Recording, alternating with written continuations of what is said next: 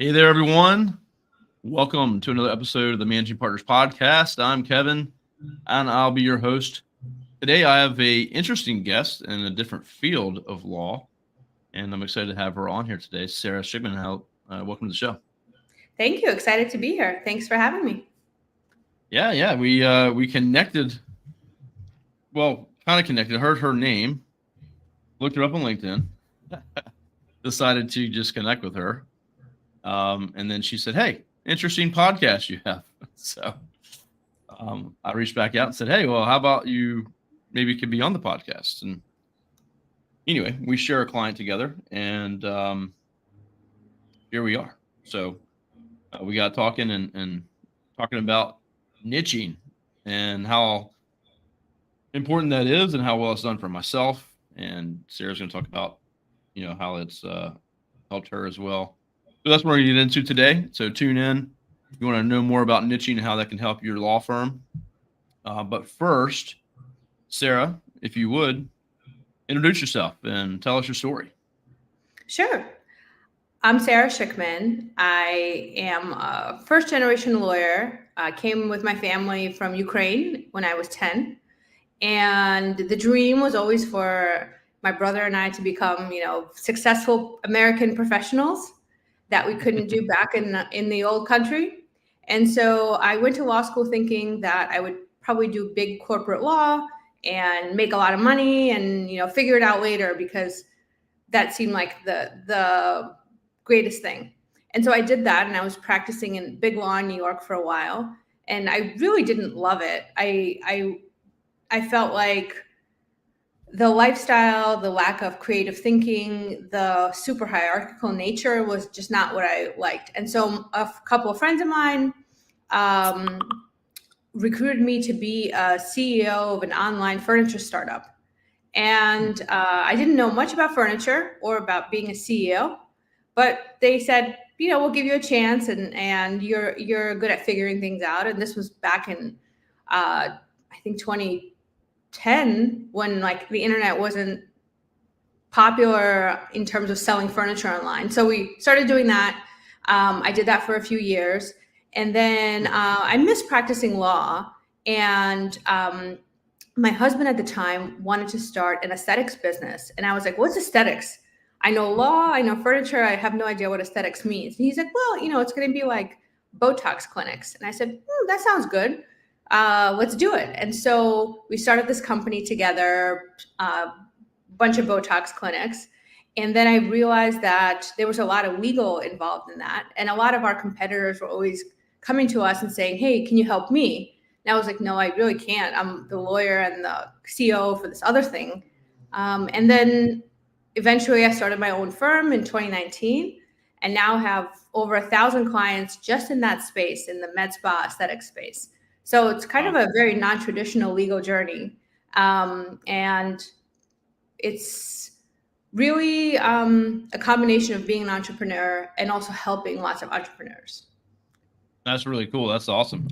Yeah, I love the non-traditional routes and the stories that I hear on this show. So really cool how you got into that, and 1,000 clients in the med spa space.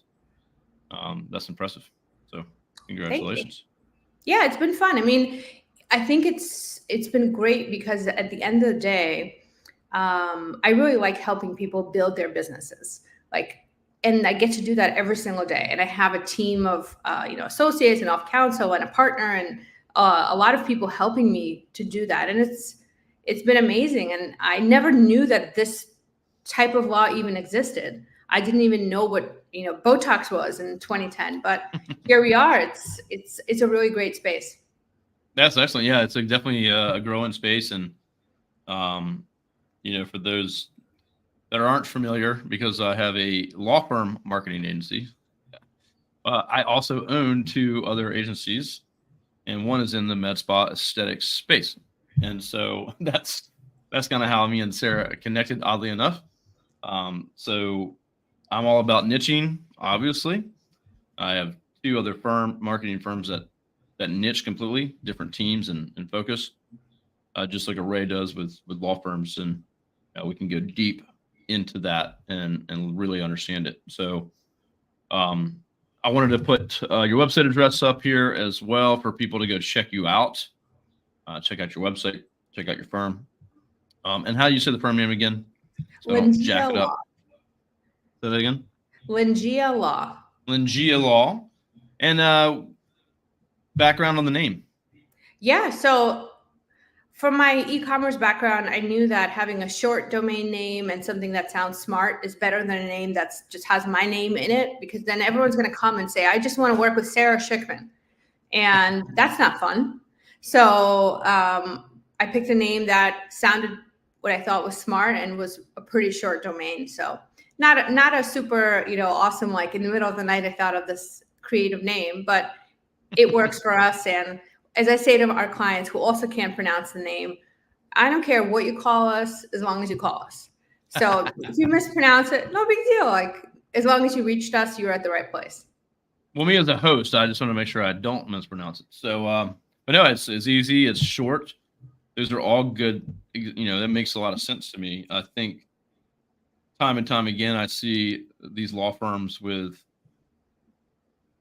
all their keywords in their name, and it's super long, like blah, blah, blah, city, criminal defense attorney.com. Like it's getting a little out of hand. So I definitely like the cleanness and the shortness of it, and, for ease of use. So I agree. And then it's versus your name, you can build a brand around the company. And since you are in a B2B, that makes a lot of sense. So we'll check her out. It's LENGEA law.com. So if you're listening on audio, it's LENGEA law.com. So go check her out. So, well, let's get into a little bit more about your firm, the makeup of your firm, I guess, and your team, and then we'll kind of want to move more into the niching aspect. And I know you focus on a couple of different areas, so we can get into that too. But tell us more about the firm itself and kind of the structure you have going on there. Sure. We are a fully distributed firm, so we allow people to work from wherever they want to work. And we have people from anywhere from California to the Philippines to India to Texas to Florida and pretty much everywhere in between. So it allows us to really look globally for the best people, which is really cool. And then it gives us the flexibility to give our team flexibility. So if people want to work from Europe for the summer or Thailand or whatever, that's okay with us as long as they're able to work the hours that we need them to work. And it's been interesting just experiencing other people's cultures. And because we're such a melting pot here in the US anyway, a lot of our clients are not from here. So having this global team helping them is cool. And it also means that if a client is like sending us an email at 2:00 in the morning, well, it's 2:00 in the morning in New York, but it may be, 12 p.m. in the afternoon in India. So one of our people who's working from there is totally okay answering that email. That's awesome. I love that. So I think I might come work for you. Great. I don't know if we could afford you. I don't know. You can give me some low-level job. I don't need anything special. I can work from Europe or Thailand. Okay, great. Yeah. That's awesome. So what's the kind of the size of your team? And yeah, so there are 12 of us. We're in the process of hiring 2 more right now, so we'll hopefully be 14. And most people are either attorneys or legal assistants. We really have like only 2 sort of administrative or operations people. So most of us are attorneys licensed in a couple of different states, and then we have some legal assistants as well. Excellent. That's awesome. Well, that's really cool. So what about as far as offering, obviously you have folks that speak different languages. Is that something you use to your advantage?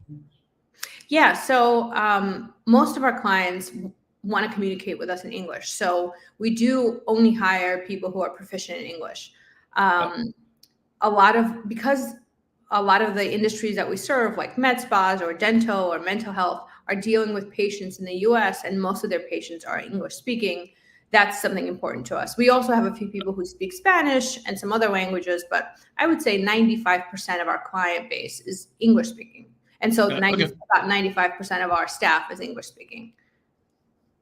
Got it. Figured I'd ask and just see. So, so as far as you have 1,000 clients, so you built up a lot of clients. So other than just niching, what's really obviously niching down your message, your brand, and your focus.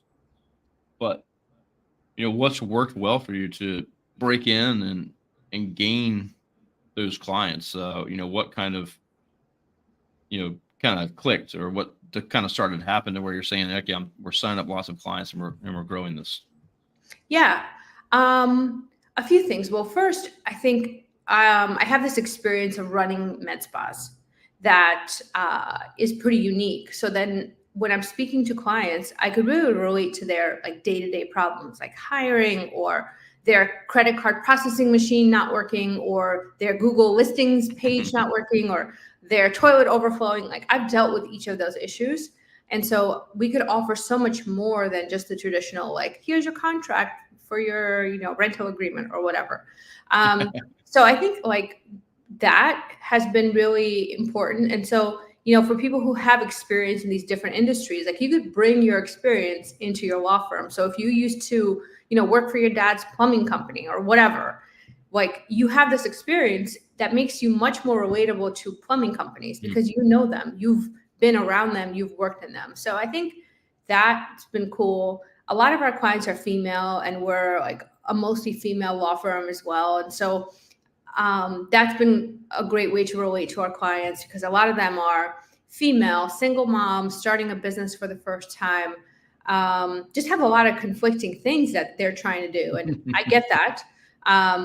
So I think that, and also with one of my friends and clients, maybe 3 years ago, we wrote a book. It was during the pandemic, business wasn't super busy, and we really, sat down, and she was in Ohio, I was in New York, and we wrote this book called Med Spa Confidential, which has now sold thousands of copies on Amazon. And through that book, we've gotten a ton of leads and a lot of new clients, because a lot of people come in and they say, oh, I read your book. I've heard about you because of this book. So that's been cool. That was it's my first and only book. But it's so easy these days to publish something on Amazon or some other place. It's totally doable. So, and when I say a lot of things are easy, I should say that it's easy if you try really, really hard and are not too afraid of failing. So if you just take that mindset, it's easy. You could write 10 books. But maybe your first book is not going to be amazing, and that's okay. I don't think my book is the greatest book ever, but a lot of people like it. Well, I mean, the thing is, again, you're niche down, you're focused. You've been in the space, so you have the background. These new med spas they're trying to start on their own, small, and I know how small they start out. Renting a space from someone else and doing a couple of the treatments on the side, and then building it up from there. So they're probably looking for a lot of help and turning to Amazon or looking for books or podcasts, and you come up, right? So there's probably not a whole lot of options that, let me find a book about med spa, whatever. And so that's really smart. That's really smart, especially with your downtime during COVID, to put that together and focus on content and putting that out there. So that's awesome.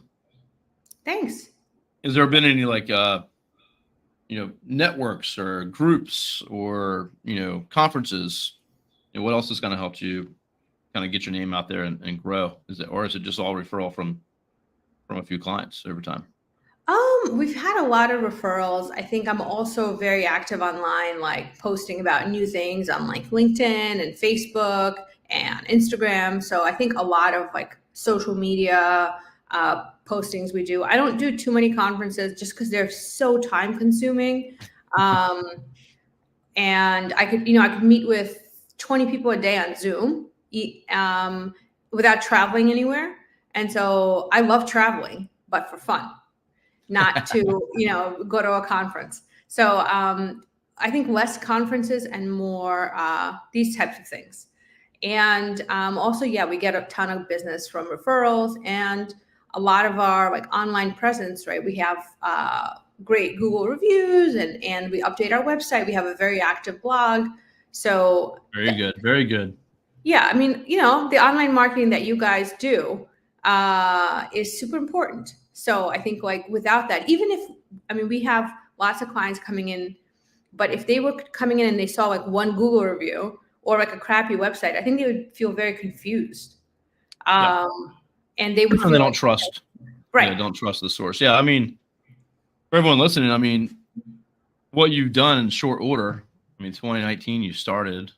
You obviously had some background experience, but you built a foundation and trust very quickly. You know, the book, big trust factor. It's a helpful thing, right? I wrote the book on it. Reviews, a polished website, active content. I mean, these are all things that law firms should be doing. And you know what I do see, unfortunately, I see a lot of shortcuts. So a lot of law firms like using AI for their blog content. It's not written by them. It's not authentic. It can be found anywhere. And so it's just people are pumping out stuff. And I think they need to stop that because, again, their credibility is on the line. Business firms, I don't see that trend as much. But on the consumer side, the retail practices, they tend to, they're just trying to win online, and so they're just pumping stuff out there. But quantity is not always better. So, but I think what you've done is you built a good foundation. You built a brand. You build trust. You wrote the book. You have reviews. That all shows well, and then you become the thought leader. You're the go-to person. Yeah, and I think I really, like I said, this is an industry that I really enjoy. I'm a big consumer of it myself. Like I really believe in it. So I think that my clients, I think hopefully can feel, and my team can feel. So I'm selling something that I really believe in. And I think it's like this industry, the aesthetics med spa industry, is really life-changing for so many people. Consumers who, you know, come into the office literally looking like they're 50 and walking out looking like they're 40. Like the type of feeling you get when that happens to you is so incredible. So being able to support businesses that do that is really cool for me. Yeah, that's awesome.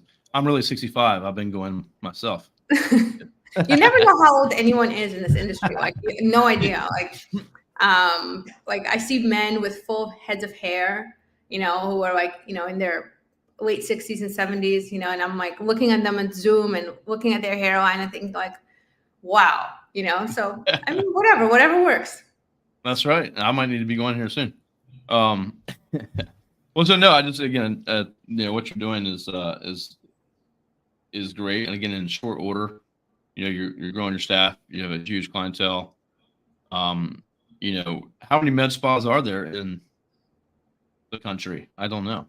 Good question. I would say like active, probably between 25,000 and 30,000.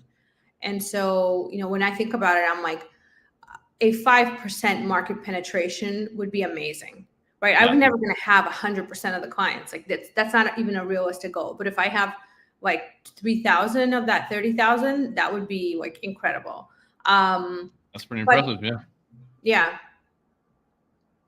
Are there other med spa specific law firms that you see out there? I assume there's probably a few, or is it just really more they also do that, but it's not like their specific niche? No, there are a couple of others, but they're not us. Like that's right. You're not her. Can't beat her. No. If you're watching this, go somewhere else. Yeah, I mean, but it's cool. The thing is that it's a big enough market where there's room for so many people. So I'm not like, well, if it's there, you know, if someone's using a different law firm, great, like no problem. There are thousands of potential clients. And then there are lots of other industries that we're in also, like wellness clinics and mental health and cosmetic dentistry, where we're just in a way have maybe like 100 clients in that space, but growing very rapidly as well. Excellent. That's awesome. So yeah, I totally agree with you. You know, I have a lot of competitors in my space, legal marketing, and I know quite a few of them. And there's some really good ones out there. And I've had some of them on the show, and I got some more that I just met at a conference that I'll probably have on the show to just talk, you know, to help the audience and the law firms that are listening. Because yeah, there's tons of clients out there, and we can't work with all of them, and some might not be a good fit. You know, we might not want to work with all of them. So you know, I like that mindset, that abundance mindset is important for sure. And yeah, I like that for sure. Well, yeah, I appreciate you sharing kind of everything about your niche and your background. It's definitely unique and different. You know, what's one? Oh, for one, what was the name of your book for anyone listening that is a med spa or maybe knows a med spa owner? I'm sure a lot of my law firms know some med spa owners out there. So, what was the name of the book again? The name of the book is Med Spa Confidential. Med Spa Confidential. Is that linked off your website? Yes. Anywhere? Okay. We'll go back to her website if you want to check that out, or I'm sure you can just Google it, Med Spa Confidential. And, you know, Sarah, with thinking about other lawyers out there, obviously you started like right before COVID hit. You're like, law firm, new law firm. Oh, COVID. So I'm sure that was challenging. But any young attorneys out there, or maybe your solo attorneys that are listening in that really just haven't grown a team or took the next step, you know, maybe what's the tip that you could share for someone that's just kind of like either scared or just not taking that next step to hire that first person, you know? Well, I would say, Put you on the spot. no, but that's fine. I get put on the spot all the time. I want to make sure I give good advice. I would say that sometimes expect that the first person you're going to hire, and the first thing you're going to do in every kind of new thing is not going to be successful. Expect to fail. And then just know that with the next person, you're going to learn a lot of lessons and you'll get the right hire that next time. Same thing with your marketing agency, maybe with your office space, with everything else that you can think of. So I'm not saying that you should say, I'm a failure, I'm never going to try again. I think the key difference between people who are successful and people who are failures is people who are failures, they just fail once and then they stop, they give up. The people who are successful are not people who never failed. I've made so many mistakes, thousands of mistakes. I would say for every number of clients that I have, it took me thousands of mistakes to get to where I am. And so just think about it like this. You may hire someone, you're a lawyer. You can have a very nice contract that favors you. So if you made a mistake, you can part ways in a nice way.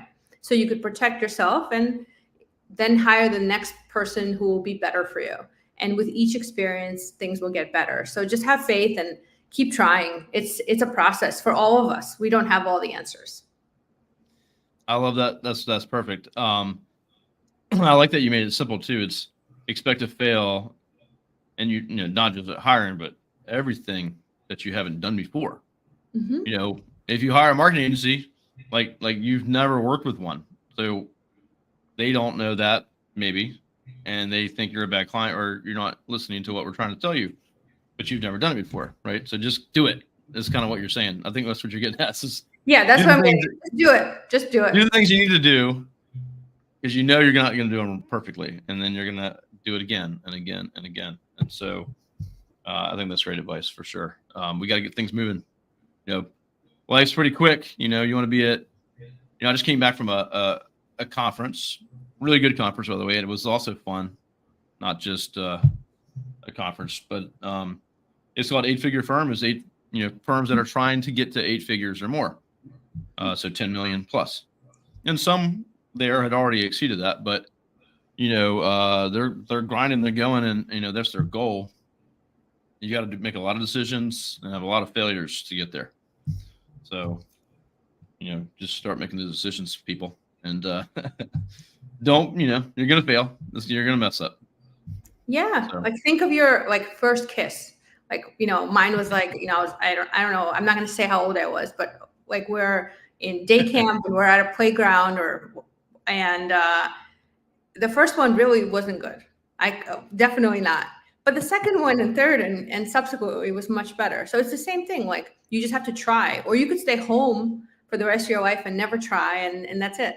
But business is just like an extension of yourself, where you're putting yourself out there, you're trying, and you just get better with every time you try.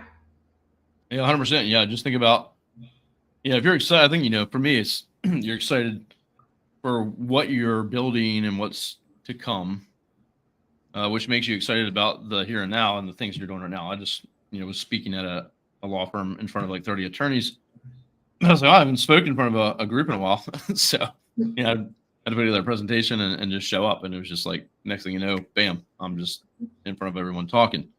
So it's just, it wasn't perfect, I'm sure, but you just got to get out there and do it and get excited about the next thing and roll, right? Let's go. So great advice. I appreciate, you sharing today on how you've niched down. I don't think I've had a law firm ever on the show that's kind of been niche in that space, the med spa aesthetic space. If they were, like I said, it was one of the 1,000 practice areas that they have, or industries that they focus on. So it's cool to see a niche in there like that. So Thank well you. done. Thank you. Yeah. Well, Sarah, anything else you'd like to share with the audience before we go? Nope. Not a thing. Not a thing. Got everything. We got everything covered. Yep.